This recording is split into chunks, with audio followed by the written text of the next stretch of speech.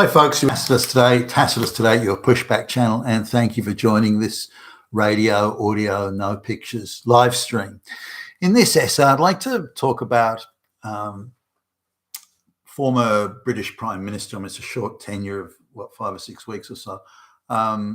Former British Prime Minister Liz Truss. Now, she's got a book out, I think, and she's been doing the interview circuit, and I've looked at a few of these interviews, one recently with, I think it was trigonometry. And I guess I want to do an appreciation, if you like, of those interviews, but really focus on why were the big questions not being asked. Now, I'll come to that in a minute, but let's sort of look at Liz for a moment. She's clearly no genius, and she's very much a product of that section of the middle class in Britain that she comes from, including the head nodding when she makes a point and all that sort of stuff, or to emphasize a point.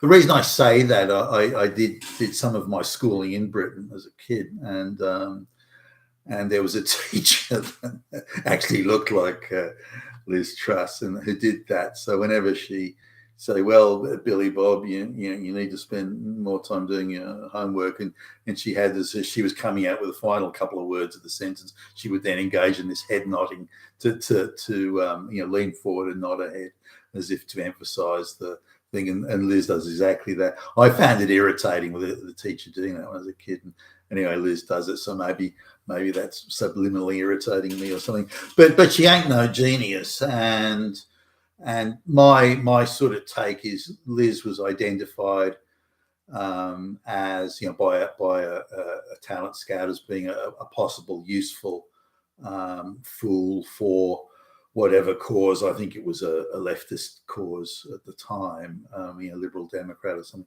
And I think they spotted Liz. She could be useful here. She seems like, from what I can gather, an ordinary student. And it's hard to believe that she was anything other than an ordinary subpar student. Just listening to her, and her capacity and powers of reasoning and comprehension don't seem to be particularly potent. But so my guess is she was spotted by a talent scout and was a affirmative action through the process and given, and then went into politics. But she veered off in the wrong direction.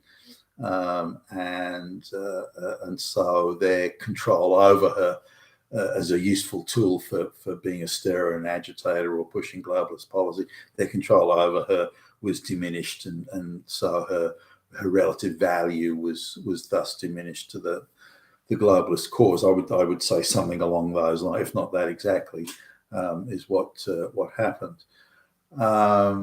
Now, she nonetheless was given a dream run by the Conservative Party, and I can't see, in England, the Tory Party, and I can't see the reason for it. I mean, what did she do or accomplish or produce or achieve or build or create? Did she do any heavy lifting on policy development? It's hard to imagine she's got the intellect to do that. So clearly she was, I would suspect, an affirmative action sort of prospect there. I mean, she's a woman, she's somewhat photogenic, she's kind of got that cutesy little teenage girl smile that she puts on. I don't know whether that's natural or manufactured, and so one could imagine, if you're a handler and a talent spot, you'd say, well, we can put her out front and she'll get the women's vote for us. That type of usefulness, the useful tool thing. Nonetheless, as warranted or unwarranted or non-meritorious as it may or may not be, these are the things that I think are important. Now, maybe I'm the only one in the world that thinks of them, but Boris Johnson's the elected Prime Minister. He has reneged on pretty much every single election promise or inference. The mass migration not only didn't go down, it was ramped up incredibly. Every globalist cause was strongly adhered to and supported by Boris. He fell over himself to push the globalist project. And I think when he no longer was useful to the globalist project, because really, the only reason he or any other politician is there is to sell the globalist, convince the population to go along with it. His masters are elsewhere, but he's pretending I'm the sovereign leader, and this is what I think we should do. Those people who like me and think I'm a good guy, then you support these globalist policies. But they never were. They were always globalist policies. And Boris, if anything, was a globalist stooge flunky, which caught me by surprise. I thought he was like a gadfly or an outsider. So I was quite shocked when it turned out he was just a globalist bum boy. Nonetheless, he's the elected prime minister. He's no longer useful to the globalists, so they want to get rid of him. So without really that much trouble, they're able to get rid of us. They can anywhere, by the way, anywhere they want to.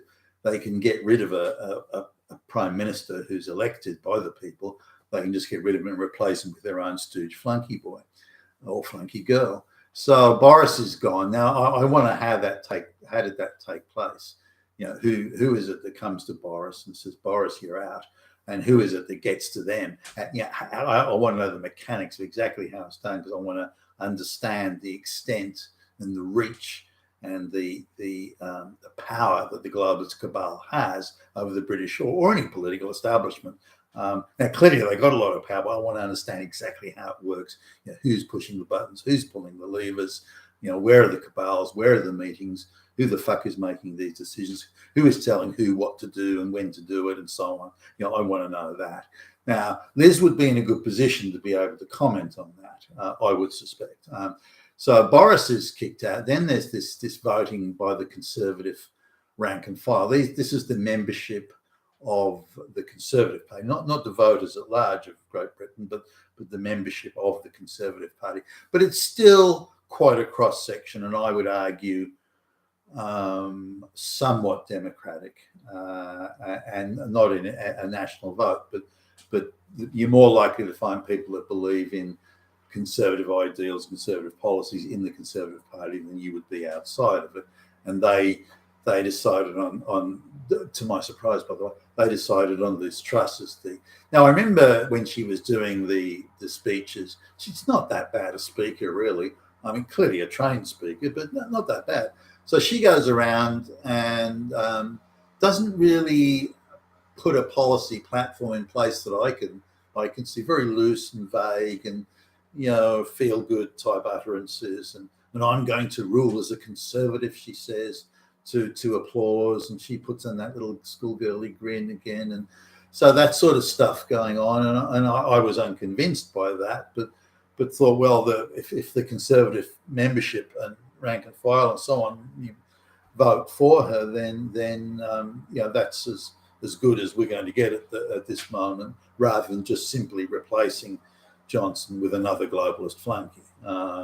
So I thought, well, this to some extent will head off the globalist control and will give Liz, the Prime Minister, when it came, give Liz the independence to be able to shape policy, which perhaps to some extent it did. I mean, the last thing you want to do in a Western so-called form of democracy, globalist controlled form of democracy now, is to think that, well, I'm elected by the people, I'm the Prime Minister, I head a sovereign government. The minute you decide, or the minute the globalists think that's what you're going to do, they'll fucking get rid of you. You're gone. If you think you're a sovereign leader, a sovereign nation, you're out. You're fucking finished, which is, of course, what happened to Liz. Now, I don't know to what extent Liz was prepared to accommodate the globalist project, or whether they view even the slightest defiance of their wishes, it means that you've got to be taken out back and proverbially shot.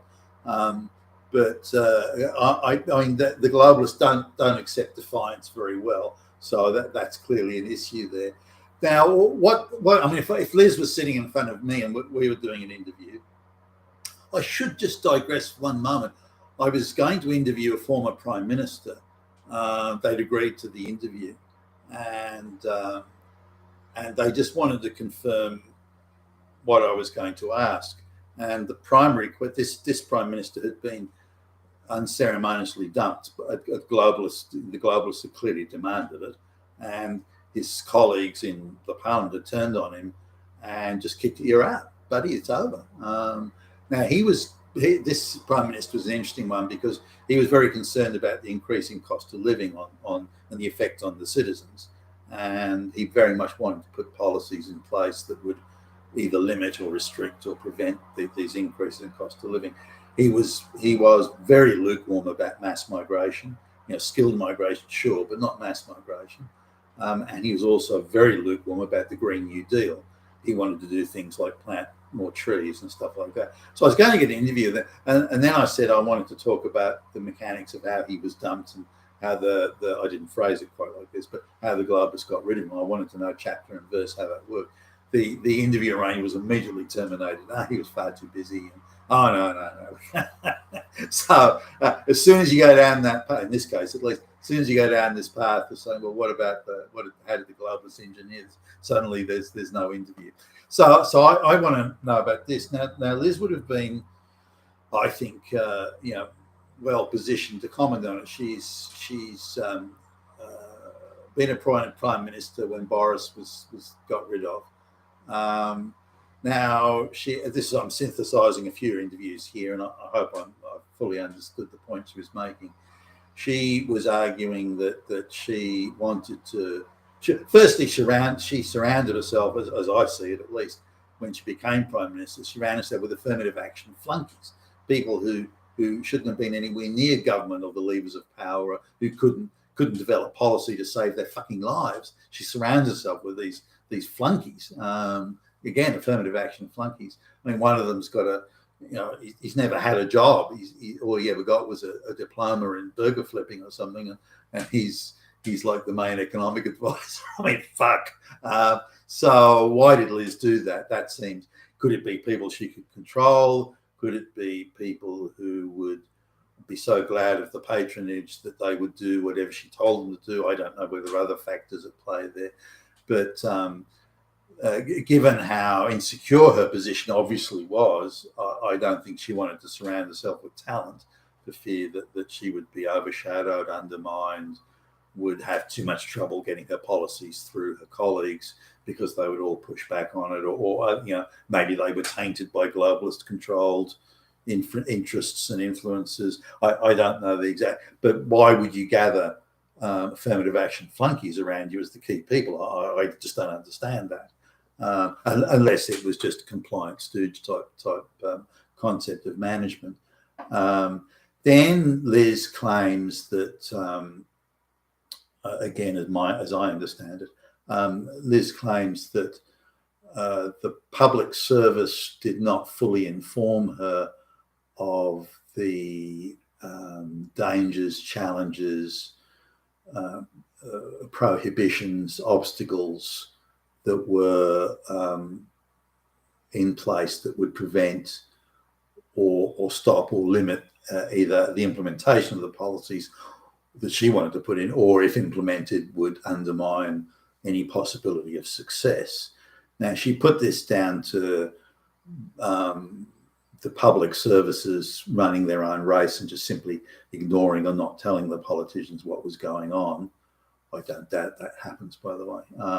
And she claimed that the cooperation and sharing of information among public service institutions was so erratic and poor quality, or indeed she would argue, as I understand it, that the level of cooperation was very low level or non-existent even, and some of this was due to turf battles and various personalities not getting on, that sort of thing. And so now, if that is the case, and I don't doubt to some extent that's true, that would suggest that the public service is not only running the country, but will decide whatever they want the politicians to know or not know, and have effective veto power over whatever politicians want to do and policies they want to pursue.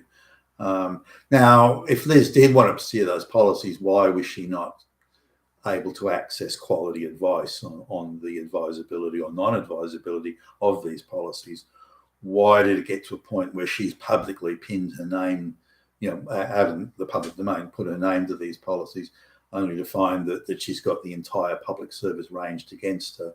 And then why did she not have an exit strategy on that? Why was it a go for broke thing?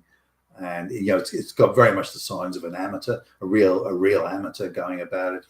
I would have gone far more methodically to make sure that at least I had the key institutions on side, or I was really sure about where they stood and why they were taking the positions they had. And I would have had a media machine organised to make sure that my position, assuming I was the Prime Minister, which is never going to happen, incidentally, but why my position was a well-advised and sensible one, and so on. But we see Liz making a sort of a quick dash for the door rather than putting it there. This assumes that we accept her position on it, and then she's thrown overboard. Now Liz claims that, again, this is my appreciation of how she explains it, says that the forces ranged against her was such that she had no choice but to resign and accept defeat and move on and this sort of thing. I don't buy that. You're the elected fucking Prime Minister. Now, you're elected by the rank and file. You threaten to go to the people. If your party's going to fight, you go to the people. So, well, fuck you then. No, I'm not suggesting that sort of crash or crash through course of action is in any way desirable, but such is the thing. Did she make any effort to face down or stare down the opposition? Now, whether they like it or not, or whether they agree with it or not, she's the head of the party that was elected by the people of the United Kingdom, and she has a right, as the Prime Minister, an obligation to develop government policy and to deliver it. Come the election time, if people don't like it, they can respond accordingly. But that was, and all the public services, indeed her colleagues, have a duty, and I would argue an obligation, to support the Prime Minister, in this case Liz Truss. But that didn't happen. So I want to know how they came to, and how they said to her, "You're out." But I've been elected by the Conservative rank. We don't give a fuck. You're out. And we're replacing you with a candidate that clearly and manifestly is a globalist candidate. Clearly. So the globalist approved candidate. Now, this is a person who wasn't voted for by the rank and file, was voted, as I understand it, unopposed by the Parliamentary Party, which again was a globalist fix, and wasn't voted for by the people. And is a fucking American citizen, and his wife claims to be Indian and proud of it. And I mean, why would you even want someone? It's a globalist candidate. So this, like ideological government is imposed on the West, here's the globalist ideologue candidate, in this case the Prime Minister, being imposed on the nation without the nation having even a say in the matter. I mean, holy fuck. This is big stuff. This is huge. It is evident proof, positive evidence that the sovereignty of the British government no longer exists. Not even in part or in a little bit. It just no longer exists, and this was proof positive. So I don't know why the questioning. Maybe Liz said, "Hey, if you want to interview me, this is not a topic we can talk about." But I want to know how that happened and how it worked out, because I want to know the extent of the reach. We know that the globalists are in control. I want to know the mechanics and the extent of the reach on it. Now, I'm sure if Liz had a time over again, she may do some things differently. And when you're caught up in the middle of all these things, it's a helter-skelter effect, and you kind of sort of wander around a bit punch-drunk, wondering when the next ambush is going to take place. And you got the impression, certainly talking to her, that the public servants would ambush her with certain disclosures. Well, you may want to do this, Liz, but we're going to disclose that landmines are here and there. There are other landmines, but we're not going to tell you where they are until you try and put a policy in place and then we'll tell you that. And the landmines may not even be there anyway, but the risk of them being there is such that you can't afford to have them blow up in your face, and we're acutely cognizant of that. So there are a million ways we can restrict your course of action, and we'll do it, and we'll do it with impunity. Why are these public servants still there? Who are these globalist stooges that are doing this? Why the fuck aren't they being put out of, dragged into court or something like that? So that's my view. You've been with Tacitus today, your pushback channel, and thank you for listening.